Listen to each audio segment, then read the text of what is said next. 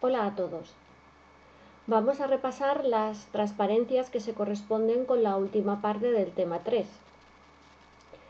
Yo simplemente las voy a explicar un poco. La mayor parte de la información la tenéis en el texto. Sabéis que si luego queréis resolver alguna duda podéis contactar con todos nosotros a través del foro. Bien. En este caso nos vamos a centrar en corregir la imagen desde el punto de vista de la orientación que tienen los objetos. Vamos a ver una serie de transformaciones de imágenes y luego veremos lo que hay que hacer para obtener la imagen final en las posiciones de salida.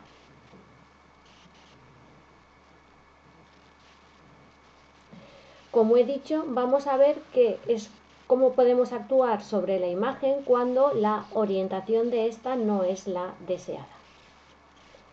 Vamos a introducir las transformaciones geométricas para corregir esta orientación no satisfactoria. En las transformaciones geométricas no se actúa sobre los niveles de intensidad de los píxeles, no se cambia su valor de 255 a otro valor, sino que manteniendo estos niveles de intensidad se modifica su posición dentro de la imagen. Esta transformación requiere de dos pasos. Por un lado, el cambio de posición y por otro, el proceso de interpolación que justificaremos al final. Solo vamos a ver transformaciones de tipo lineal. El píxel, la posición a la salida, se obtiene por combinación lineal de la posición a la entrada. Para ello se van a utilizar coordenadas homogéneas. La modificación de la posición x, y en una posición de salida x', y' se expresará a través de una matriz. Vamos a utilizar las coordenadas homogéneas, que creo que son las que habéis utilizado en otras asignaturas. Dado un punto en dos dimensiones x, y, las coordenadas homogéneas definen un vector de tres coordenadas, x partido por omega, y partido por omega, omega. Normalmente se suele utilizar omega igual a 1. El primer tipo de transformación lineal que vamos a ver es una transformación euclídea.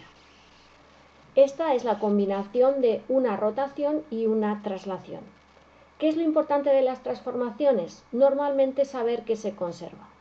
Por ejemplo, en las transformaciones euclídeas, los puntos que en la imagen original forman una línea, también formarán una línea en la imagen transformada. Las líneas paralelas en la imagen inicial se mantienen en la transformada y los ángulos entre estas líneas se conservan. Como hemos dicho, vamos a utilizar matrices para pasar de las coordenadas originales x, y a las coordenadas de la imagen transformada x', y'. Si aplicamos un vector de desplazamiento de x, de y, la expresión de la matriz que nos proporciona este desplazamiento es la que bien conocéis. Aplicando esta matriz, la salida es igual a la entrada más el desplazamiento en x y la coordenada y de salida es igual a la de la entrada más el desplazamiento en y. Una rotación queda definida por el ángulo de rotación. La matriz que define una rotación también la conoceréis y podéis comprobar cómo las coordenadas de salida se obtienen a partir de las coordenadas de entrada tras haber aplicado esta matriz. Sabéis que varias operaciones geométricas matriciales se pueden agrupar multiplicando las matrices correspondientes, pero que esta composición no es conmutativa. No es lo mismo rotar y después desplazar que desplazar y después rotar. El segundo tipo de transformación que vamos a ver se llama transformación afín. En ella se puede combinar una rotación, una traslación, un escalado y lo que se llama shear, que podría ser una inclinación. ¿Qué es lo que se conserva en este caso? Bueno, pues los puntos que forman una línea en la imagen inicial también forman una línea en la imagen transformada. El paralelismo se conserva, pero ya no el ángulo entre líneas. ¿Cómo podemos conseguir una transformación afín? Pues cualquier matriz de dos filas y tres columnas en coordenadas homogéneas es una transformación afín. La transformación afín más sencilla sería el escalado. nos hacen falta los factores de escala que pueden ser diferentes en la coordenada X y en la coordenada Y la matriz de escalado es la que se ve en la pantalla. Si estos factores son mayores que la unidad, la imagen se incrementa y si son menores que la unidad, la imagen se reduce. Por último, dentro de las transformaciones lineales vamos a hablar de transformaciones homomórficas.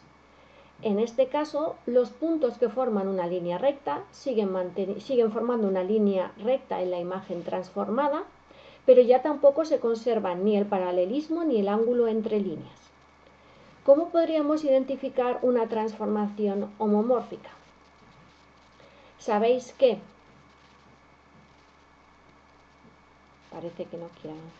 sabéis que para conseguir una imagen, el mundo en 3D se proyecta sobre un plano. Llamamos transformación de proyección a la proyección que se obtiene desde un punto de referencia, que sería el origen del mundo real. Si viéramos proyecciones 3D lo veríamos con más detenimiento, pero yo lo que me quiero centrar es que esta proyección depende del plano de proyección. Tenemos dos proyecciones diferentes, una la roja y otra la azul. Bueno, pues las transformaciones homomórficas son las que nos permiten pasar de una a otra. Cualquier matriz 3×3 que se obtienen con 4 puntos, 3 de ellos no alineados, nos proporcionan transformaciones homomórficas. Después de ver qué tipo de transformaciones podemos aplicar a las posiciones de la imagen de entrada para obtener las posiciones de la imagen de salida, vamos a abordar el problema de la interpolación. Este problema se hace necesario porque las imágenes digitales son discretas. Vamos a describir primero el problema. Esta sería en azul la imagen de entrada y tendríamos definidos valores únicamente en los puntos gruesos sobre la rejilla azul. Imaginad que rotamos la imagen y la superponemos sobre el conjunto de puntos que marcaría la imagen de salida.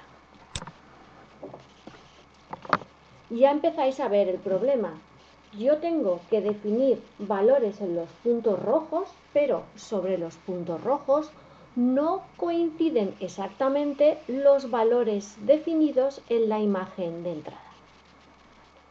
Si nos aproximamos a una de estas localizaciones en la imagen de salida, la duda sería, de los 4 valores de la imagen de entrada que la rodean, ¿cuál le asigno a este píxel de salida? Bueno, pues a decidir qué valor le doy a este punto de salida se le llama interpolación. Existen diferentes métodos de interpolación. El más sencillo es dar el valor del vecino más próximo. En nuestro caso, yo creo que sería el de la esquina superior izquierda. Otro tipo de interpolación sería la interpolación bilineal. Le daríamos a este píxel de salida un valor ponderado de los 4 píxeles más próximos. Por ejemplo, dando un mayor peso a aquel que esté más cerca y un menor peso a aquel que esté más lejos. Métodos más precisos como la interpolación bicúbica utiliza 16 vecinos para obtener el valor del nuevo píxel. En general, lo que podemos decir es que para obtener el valor en un píxel de salida QNK, partimos de un conjunto de píxeles de entrada a los que se le aplica lo que se llama el núcleo o kernel de interpolación. Dependiendo del tipo de interpolación elegida, se cometerán más o menos errores. Se cometen más con los vecinos más próximos, pero sin embargo se requieren bastante menos operaciones. Para ver, por ejemplo, un ejemplo de interpolación bicúbica, nos centramos en un caso unidimensional en una traslación. Si tenemos que los píxeles están separados una distancia delta de x, si el desplazamiento no coincide con un número entero de esta distancia delta de x tendremos que interpolar. Por ejemplo, aplicamos este desplazamiento de x y vemos que los puntos de la imagen inicial no caen sobre los puntos de la imagen de salida. ¿Qué hacemos para obtener la salida en la posición nk? Bueno, pues hacemos una suma ponderada de los dos valores más próximos y la ponderación me la da la distancia a la que se encuentran de ese píxel. También tendremos problemas, por ejemplo, en un escalado. Si incrementamos el número de píxeles, habrá que inventarse el valor que tengan estos nuevos píxeles. La manera más sencilla es repetir el valor de los píxeles más próximos de la imagen original, en este caso veremos un efecto bloque clarísimo, sobre todo si el escalado es grande, o podemos realizar un cálculo un poco más complejo a través de una interpolación lineal. Vamos a trabajar con este tipo de transformaciones geométricas en la práctica 3. Os recuerdo que podéis plantear vuestras dudas en el foro asociado a este tema 3.